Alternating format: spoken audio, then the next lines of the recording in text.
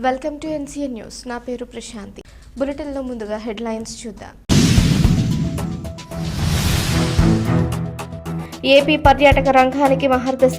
పర్యాటక శాఖ మంత్రి కందుల దుర్గేష్. ఆంధ్రప్రదేశ్ రాష్ట్రంలో పర్యాటక రంగాన్ని పారిశ్రామికంగా అభివృద్ధి చేస్తూ భారీ స్థాయిలో ఉపాధి కల్పించడమే కూటమి ప్రభుత్వ ధ్యేయమని రాష్ట్ర పర్యాటక శాఖ మంత్రి కందుల దుర్గేష్ స్పష్టం చేశారు.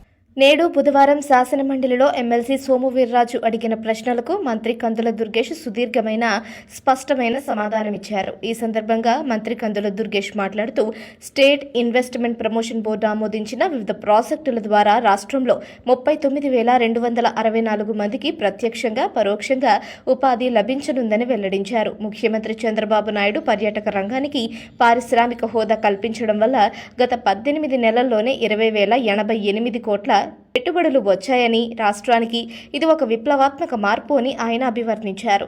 ఇందులో 9,445 కోట్లతో సుమారు 7,348 గదుల నిర్మాణం జరుగుతోందని తెలిపారు. నూతన పర్యాటక పాలసీ 2024-2029తో పర్యాటక రంగంలో వినూత్న మార్పులు, విప్లవాత్మక సంస్కరణలు తెచ్చామన్నారు. అంతర్జాతీయ వేదికలపై ఏపీ బ్రాండ్ను పెంపొందించేందుకు కృషి చేశామన్నారు. తద్వారా పర్యాటక రంగంలో పెట్టుబడులు వెల్లువలా వచ్చాయని వివరించారు. ముఖ్యంగా సిఐఐ సమ్మిట్లో పెద్ద ఎత్తున ఎంఓయూలు కుదుర్చుకున్నామన్నారు. అధ్యక్ష, మొదటి ప్రశ్నకి సమాధానం అవునండి. రెండో ప్రశ్నకి సమాధానం స్టేట్ ఇన్వెస్ట్మెంట్ ప్రమోషన్ బోర్డు ద్వారా ఆమోదించినటువంటి పర్యాటక రంగంలోని వివిధ ప్రాజెక్టుల ద్వారా 39,264 ఉద్యోగాల కల్పన చేయడం జరుగుతుంది అధ్యక్ష. దానికి సంబంధించినటువంటి వివరాలు అనుబంధం 1లో ఇవ్వడం జరిగింది అధ్యక్ష. ఇక మూడో ప్రశ్న ప్రస్తుతం కొనసాగుతున్నటువంటి కేంద్ర ప్రభుత్వ పర్యాటక ప్రాజెక్టులకు సంబంధించిన వివరాలు. మన కేంద్ర ప్రభుత్వం నుంచి 3 రకాల స్కీమ్స్ ఉన్నాయి అధ్యక్ష. ఒకటి ప్రసాద్ స్కీమ్, రెండోదేమో స్వదేశీ దర్శన్ 2O, మూడోది challenge based destination development CBDD అంటాం అధ్యక్ష. అవి నాలుగోది వచ్చి special assistance to states for investment అనేటువంటిది సాస్కి అంటాం అధ్యక్ష. ఆ 4 రకాలుగా మనకి కేంద్ర ప్రభుత్వం నుంచి నిధులు వస్తున్నాయి అధ్యక్ష.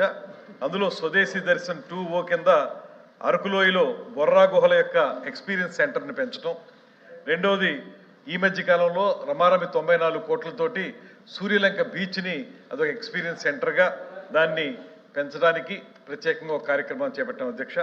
అదేవిధంగా ప్రసాద్ స్కీమ్ కింద, ప్రసాద్ స్కీమ్ అంటే అది ఆధ్యాత్మిక టూరిజంకి సంబంధించిన స్కీమ్ అధ్యక్ష. దాని కింద వరాహ లక్ష్మీ నరసింహస్వామి దేవస్థానం సింహాచలంలో కార్యక్రమం నడుస్తుంది అధ్యక్ష. ఇంకొకటి అన్నవరంలో అక్కడ ఆలయంలో చుట్టుపక్కల ఉన్నటువంటి నిర్మాణాలకు సంబంధించినటువంటి కార్యక్రమం నడుస్తుంది. ఇక challenge based destination development programme కింద మనకి అహోబిలంని అభివృద్ధి చేయడం ఒకటి, ప్రపంచ స్థాయి గమ్యస్థానంగా బౌద్ధ గమ్యస్థానంగా నాగార్జున సాగర్ని డెవలప్ చేయడం ఒకటి, ఇవి చేపడుతున్నాం అధ్యక్ష. ఇక CBDD కింద అవి మనం నిధులు తీసుకురావడం జరిగింది అధ్యక్ష. ఇంకా చివరిది ఇప్పుడు ఏం జరుగుతున్నాయి, ఆన్గోయింగ్ ఏమున్నాయి, లేకపోతే ఏవైనా మన ప్రపోజల్స్ ఉన్నాయా అనేటువంటి మాట అడిగారు అధ్యక్ష. దాని ప్రకారం ప్రసాద్ స్కీమ్ కింద గుంటూరు జిల్లాలో మంగళగిరి శ్రీ లక్ష్మీనరసింహస్వామి ఆలయ అభివృద్ధి, శ్రీకాకుళం జిల్లాలో శ్రీకాకుళం అరసవెల్లి శ్రీ సూర్యనారాయణ స్వామి దేవస్థానం అభివృద్ధి, అదేవిధంగా నెల్లూరు జిల్లాలో శ్రీ గృహమల్లేశ్వర స్వామి ఆలయ అభివృద్ధి, డాక్టర్ బిఆర్ అంబేద్కర్ కోనసీమ జిల్లా ఆత్రేయపురం వాడపల్లి గ్రామంలో శ్రీ వెంకటేశ్వర స్వామి వారి దేవస్థానం అభివృద్ధి, అదేవిధంగా తూర్పుగోదావరి జిల్లా కోరుకొండలో శ్రీ లక్ష్మీనరసింహ స్వామి వారి ఆలయం అభివృద్ధి, ఇవి ప్రసాద్ స్కీమ్ కింద ప్రపోజ్ చేసాం అధ్యక్ష. అదేవిధంగా స్వదేశ్ దర్శన్ 2O కింద కృష్ణా జిల్లా మచిలీపట్నం వద్ద మచిలీపట్నం బీచ్ని వైబ్రెంట్ బీచ్గా అభివృద్ధి చేయడానికి ప్రపోజల్స్ పెట్టాం అధ్యక్ష. ఇవి అండర్ కన్సిడరేషన్ అనేటువంటి మాట తెలిసింది. ప్రత్యక్షంగా గజేంద్ర సింగ్ షెకావత్ గారిని నేను కలిసి వారిని రిక్వెస్ట్ చేయడం కూడా జరిగింది. త్వరలోనే వాటికి సంబంధించిన వివరాలు కూడా అందజేయడం జరుగుతుంది అధ్యక్ష.